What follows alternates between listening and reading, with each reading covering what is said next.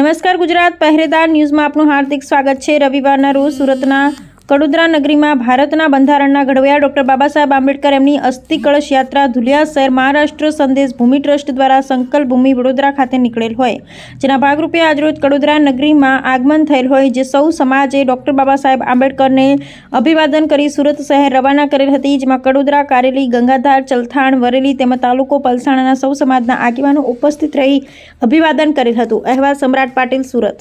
Baba Saheb Ambedkar સ્મારકના member એવા ગંભીરભાઈ દેવદાસ ગંભીરભાઈ શિરસાટ આપણી સાથે જોડાયેલા છે। આપણે એમની પાસેથી પણ આ યાત્રા વિશે જાણીશું।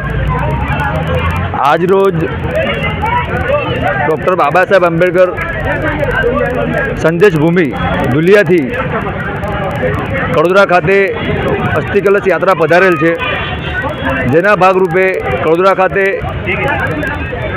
આદરણીય ભંતે ભિક્ષુ સંઘ અને સંદેશ ભૂમિના પ્રમુખ સન્માનનીય આનંદ સેંગદાને સાહેબ એમનું હવે અમે કડોદરા નગરીમાં હાર્દિક સ્વાગત કરીએ છીએ।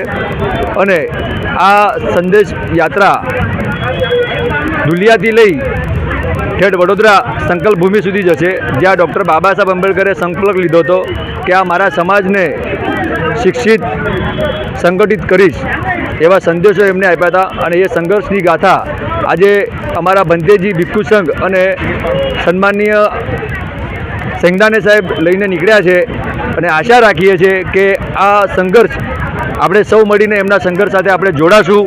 ડૉક્ટર બાબા સાહેબ આંબેડકર સ્મારક સમિતિ, ડૉક્ટર બાબા સાહેબ આંબેડકર સંઘર્ષ સમિતિ અને સમાજના કારેલી, ગંગાધરા, કડોદરા નગરીના, વરેલી, ચલથાણના તમામ મંડળો સાથે આજરોજ આ સમાજ ડૉક્ટર બાબા સાહેબ આંબેડકર એમના અસ્થિ કલશ યાત્રાને વંદન અને વિનમ્ર અભિવાદન કરવા માટે અહીં ઉપસ્થિત રહ્યું, તે બદલ અમે સૌ સમાજના આગેવાનો, યુવાઓ, માતાઓ, બહેનો, વડીલોનું અમે આભાર માનીએ છીએ।